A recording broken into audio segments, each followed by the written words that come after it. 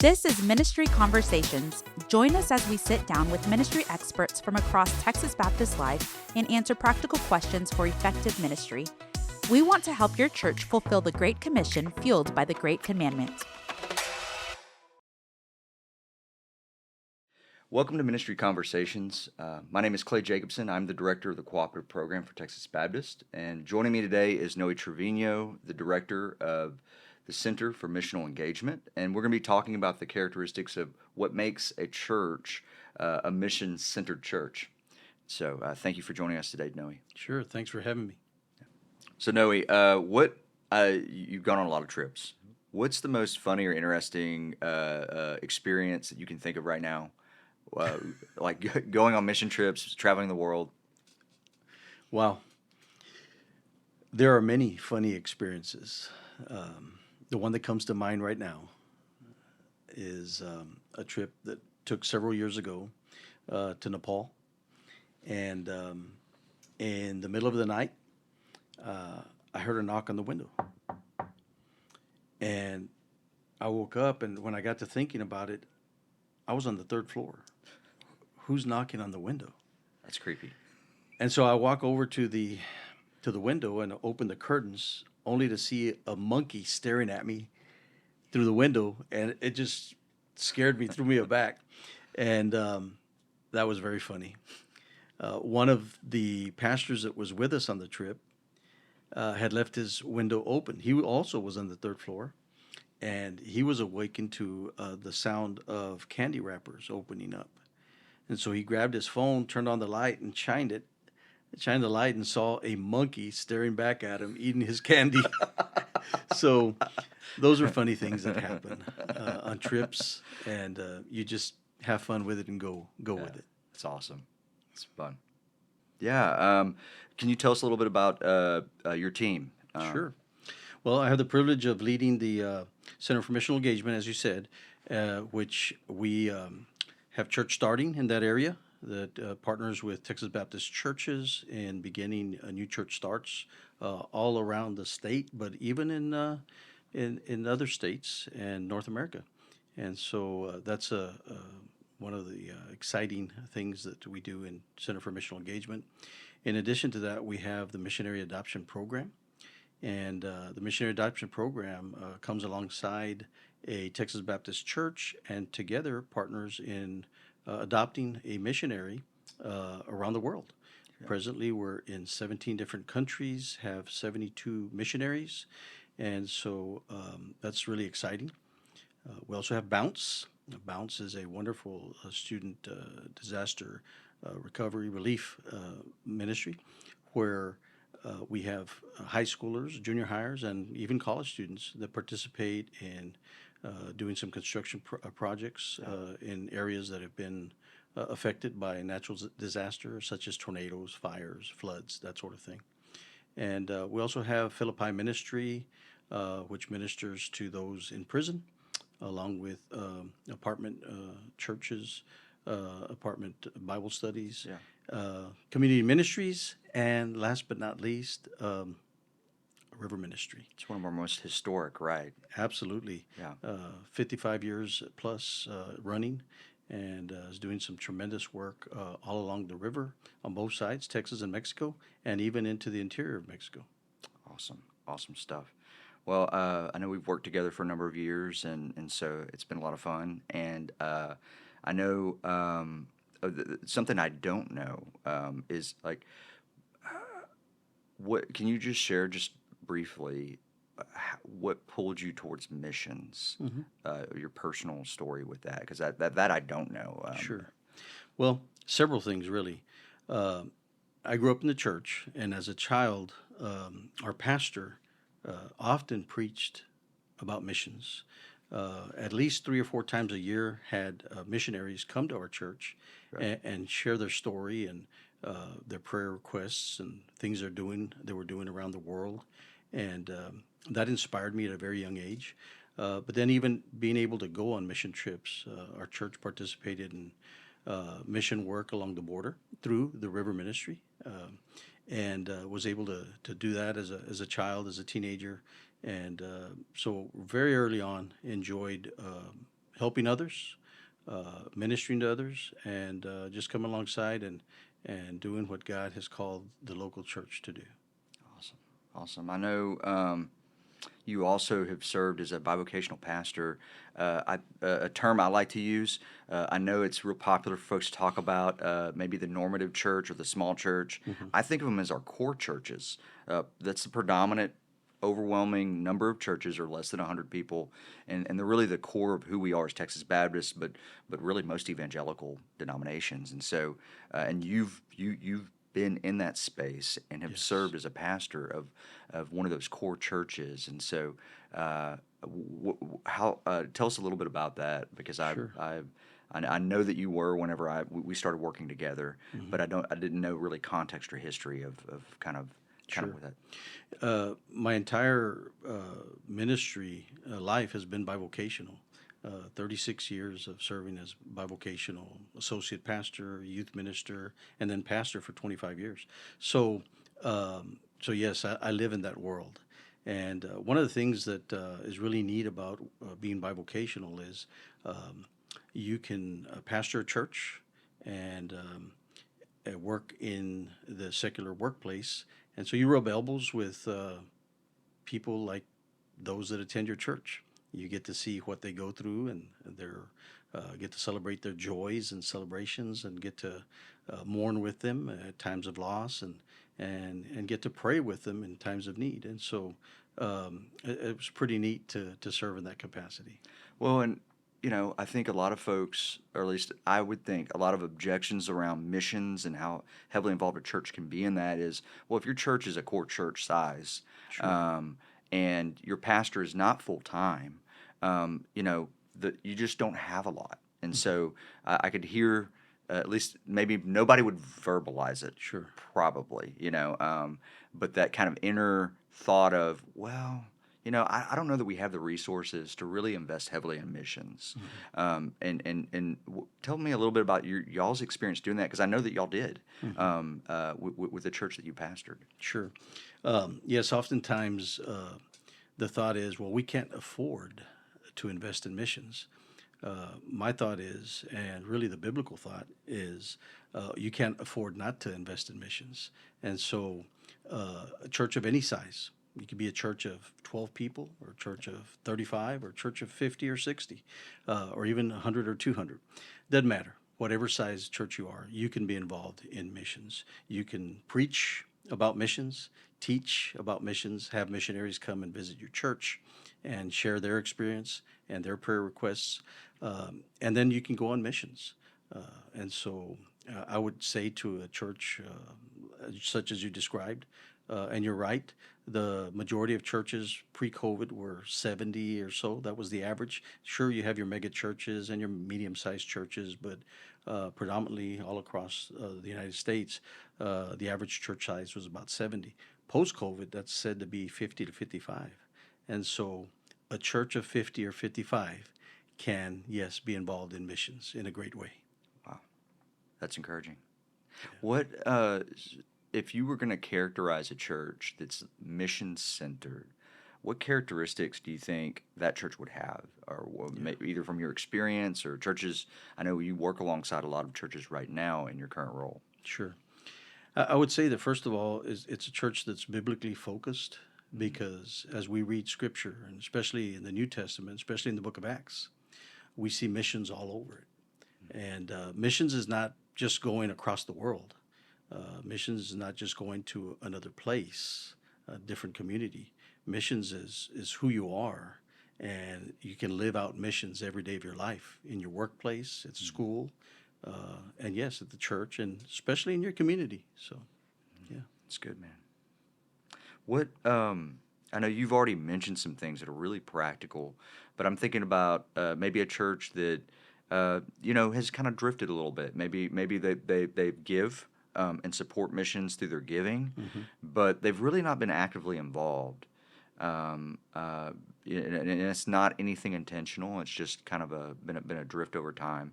What are some practical steps that a core size church, running about 50 on Sunday, could do to step back into being a mission-centered church? Sure. I think, again, studying the Word, spending time in prayer, but then you mentioned practical things, getting out into your community, looking at the needs that there are in the community.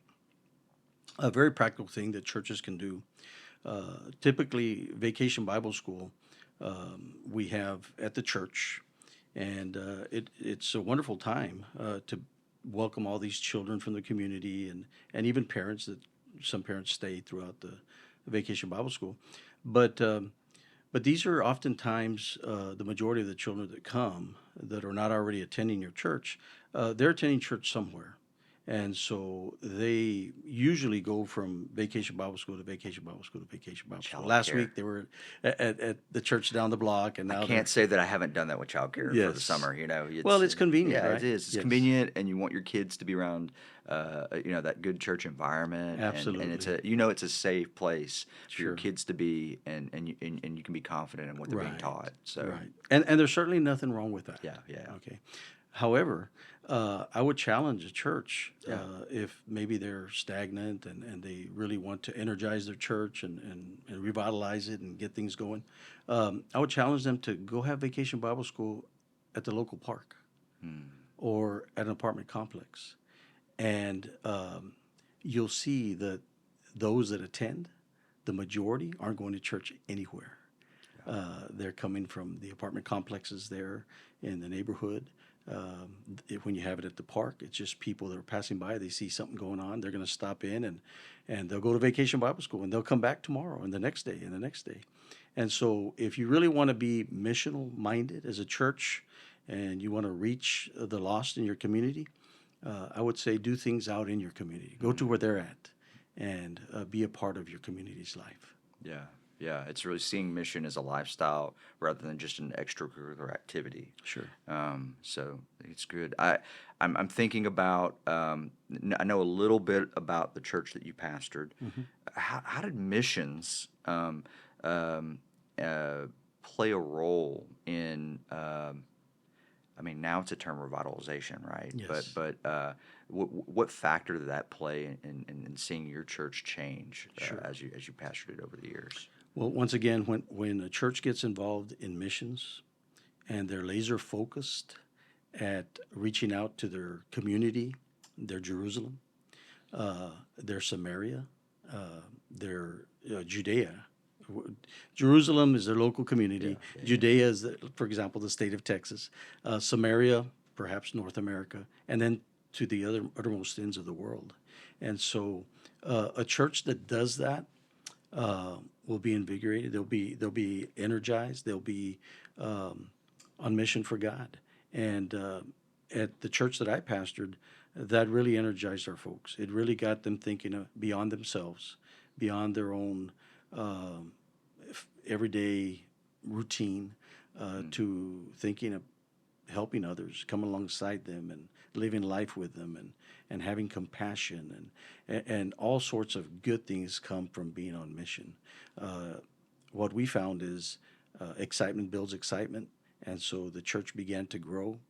Our church members began to invite others, their neighbors, their family members, to come and be a part of what was happening at church. Awesome. Yeah. Yeah. That compassion alongside of transformation through gospel proclamation and people coming to Yes. faith and is a beautiful thing. Yeah. What, you've had a lot of experience taking churches on mission trips, being on mission trips, serving as a pastor with churches that are on mission. What are some of the most unusual lessons that you didn't expect to learn from a mission trip, but that you can walk away from and say, okay, yeah, that we learned that. Very good question. Oftentimes, as we're doing mission orientation before going on a mission trip, we have a tendency to remind people that they must be flexible. And that is a very important lesson. They must be flexible, and all sorts of things change when you're on a mission trip. And so that's a good lesson to learn. But I would say even better than that, for those that are in charge of planning the mission trip, Yeah. of leading the mission trip, I would say that flexibility should not be a crutch that we lean on for our lack of preparation. And so, prepare, and over prepare. And things will shift anyhow, Yeah. Yeah. Yeah. but you shouldn't use the excuse that, well, you must be flexible when it's your lack of planning that has changed things. Fair. I'm guilty of that sometimes. I've been Let's guilty be many organic, times. and Yes. what that really means is I'm not going to plan anything, and so or be intentional. So I think about in the late '90s, I was in high school, and my dad was a pastor and church planter. And our sponsoring church, because we were planted by Texas Baptist, and our sponsoring church was going on a mission trip with River Ministry to Nuevo Laredo, and so, and that was my first mission trip, and we grew up lower middle class, and I think I always had a chip on my shoulder because of that. I had something to prove, but I remember going on that trip and serving in the community. We built a shower unit and for a health clinic there, so that they could be clean and the doctors could be able to have a hygienic place to sanitize and everything before they're serving the folks. And so, as well as backyard Bible clubs and stuff we were doing in the community. And so, getting to go and participate in that really humbled me as a kid, on how ungrateful I was. Thinking, like seeing folks who have cardboard boxes that are like their exterior walls. I could see through houses. I could watch the TV shows they were watching, like just standing 3 houses down. I could see through 3 houses, and everybody was watching TV from Yes. their neighbors. The one that has satellite. There's nothing else in the house, but you satellite TV, and so it was just a really jarring experience for me that I think God used and really changed my perspective on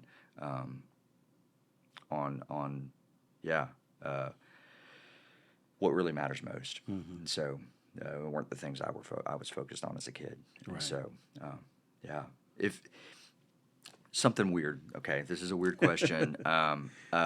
If you had any superpower that you wanted to have that could help you on mission trips, Wow. what would that superpower be? Can I have more than one?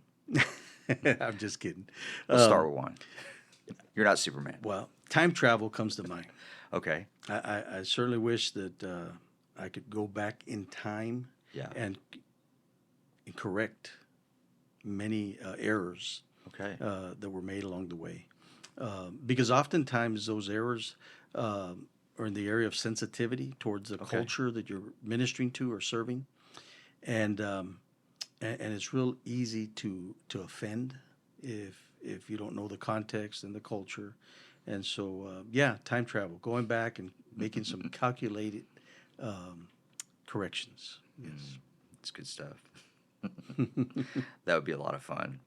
I think I'd abuse the power, though. Go back, erase the asterisk from the Astros.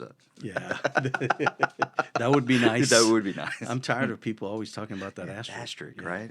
What asterisk? Hey, a coach in high school, I'm not saying this is right, but this is what he would say all the time. If you're not cheating, you're not trying. And that was his Yeah, but that would be admitting that they cheated. They cheated. They didn't cheat. They didn't cheat. So, I'm thinking through, helping lead a church to really embrace missions is like a part of their heart. I mean, for Baptists, I know that's the one thing that we're really tend to be passionate about. We cooperate for. We talk about a lot. Sure. But sometimes I think that intentionality of being involved in missions can be really, really hard. So it's a 2-part question. How can a paid staff member lead his church to get hands-on involved in missions? What are some practical tips for that? And then lay leaders. How can a lay leader, especially if they're at a church where it's not a knock against the staff, it's just they've got a lot on their plate, they've got a lot going on, they're trying to reach the community, but missions just isn't in the forefront. I know those are two different two different tips. Sure. But what advice would you have for somebody? Sure. Well, first of all, for the staff person, and usually this will be in a mid-sized to larger church that can afford multiple staff. Uh, to the staff person, I would say, plan. You've got the time. Obviously, you can make the time to plan and work on all the logistics and ensure that you have talked to the folks that you're going to go minister to, the people, whether it's a different country, different community, and ask about context, ask about culture, ask those important questions that you really need to answer and take back to your church family, those that are going to be traveling with you on the mission trip, so that they would be informed and they would know how to how to be on the mission trip. There are many things that a staff person, advantages that a staff person has that a lay person perhaps doesn't have. The staff person is at the church all day long, every day, pretty much. And that's their job. And they have the flexibility of being able to accomplish a whole lot during the day. And I would say use your time wisely. I would also say that ensure that what you're going to go do is something that the locals need and they really want. Okay. I'll give you an example of that. Known of many churches throughout the years that will go, for example, one church that went down to Mexico to do mission work every year. Yeah. And had good intentions, good motives, but every year they took about 100 bags of beans and about 100 bags of rice. Food is always good to take. But they got to the church and they went out advertising throughout the community, throughout the neighborhood, that they had food and clothing. And so the people came and they gave out the food and the clothing. Well, that's nice and makes a good photo op, a video to take back and show to your church. It can feel good, right? They can feel good about it for sure. The church on mission, yeah. Yes, and they may have good intentions about it. Yeah. But a better strategy would be to give that food or leave that food at the church so that the pastor and the church members can give it out. They see them every day or at least on a weekly basis, and they're able to relate to them and say, oh, you're from such and such church. Another example is a church that went and painted a church along the border every year for about 10 or 11 years. Never asking the church or that they were painting or the pastor, hey, would you like your church painted? Never asked them what color they would like it painted. But they went and painted the church every year. And it's a nice gesture, something good to do, but that wasn't the need that the church had. So I would just say be careful and make sure that you're going to do something that, number one, is a need for the local church that you're going to serve, and number two, that God has placed that both on your heart, the church that's going to serve, and on the heart of the church that's receiving the mission group.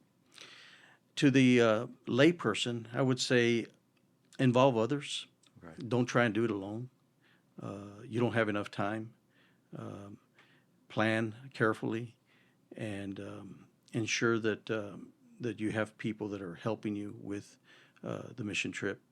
And keep in mind that just as you have limited time, those that are going have limited time as well. One of the things that we often, if you're a staff member at a church, we often forget is that those that are going on the mission trip, they're taking their week of vacation to go. Yeah. They're using their own money to go. And so they've invested a lot in going, and make it count for them. Make it be a meaningful experience, an experience that they can grow from.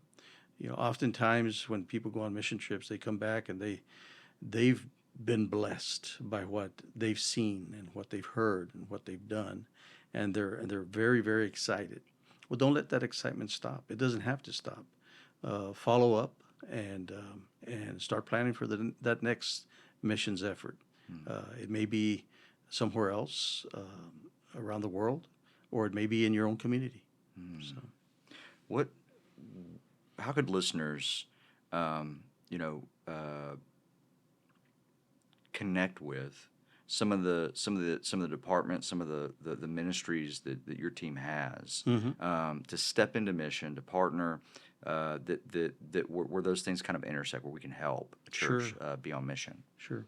Well, we have Leah McMullen, who is over community ministries, and she has some very practical training that she can come and do at your church or at your association, and talk about things like Vacation Bible School out in the community.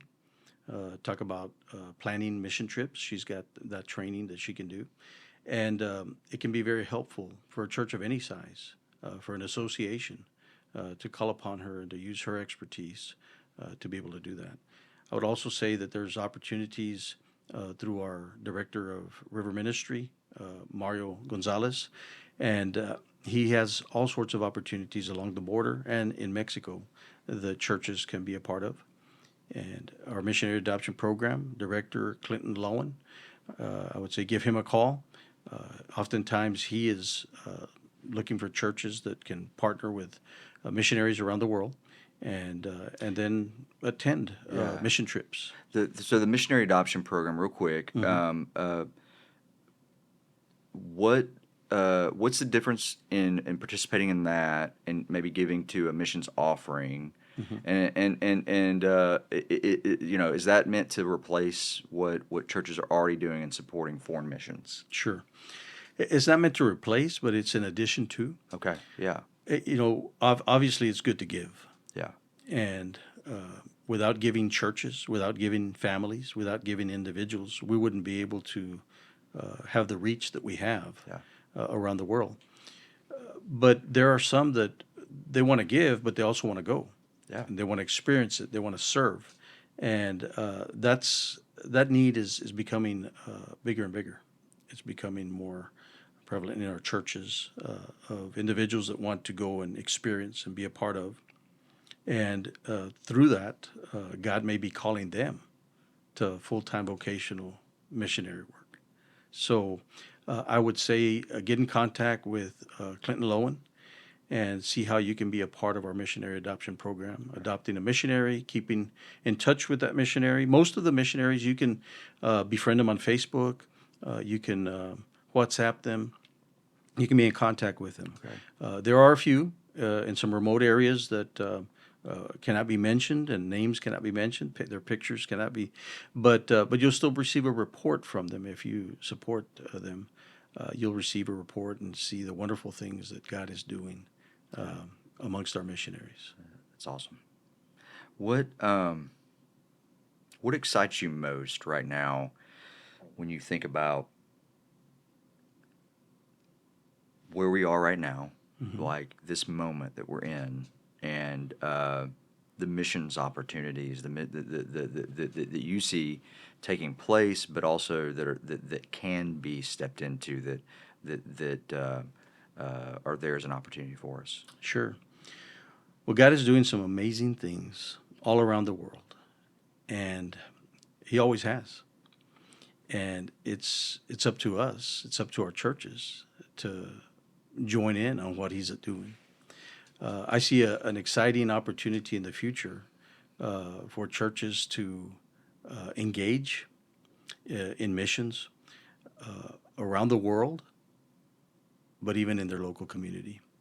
Oftentimes, it's somewhat exciting and romantic, perhaps, to go on a mission trip across the world. And that's great, and it's needed. But let us not forget the mission field locally in our neighborhoods, in our communities. And so I'm excited about those possibilities as well. Churches that do that, they awaken missional opportunities within their church. They excite the members of the church. Their church will grow, I guarantee you. God reminds us that it is He that will build our church. We just need to be faithful and obedient to what He's called us to do. Yeah. And so if we as a church are faithful and obedient in reaching out to our communities and being missional minded and serving in that capacity, God will certainly grow His church. Yeah. The issue is not the harvest. Yes. It's the fact we need workers. Absolutely. All the time. All the time. Well, thank you so much, Noe, for this conversation. And we will have some links in the show notes where you can connect with and get more information about what Texas Baptist is doing as far as missions and how you can connect to that. So thank you. Thank you. Appreciate it. Thanks for joining us for this episode of Ministry Conversations. Ministry Conversations is made possible through your giving to the Texas Baptist Cooperative Program. Have a topic you want to hear about? Let us know by emailing news@texasbaptist.org.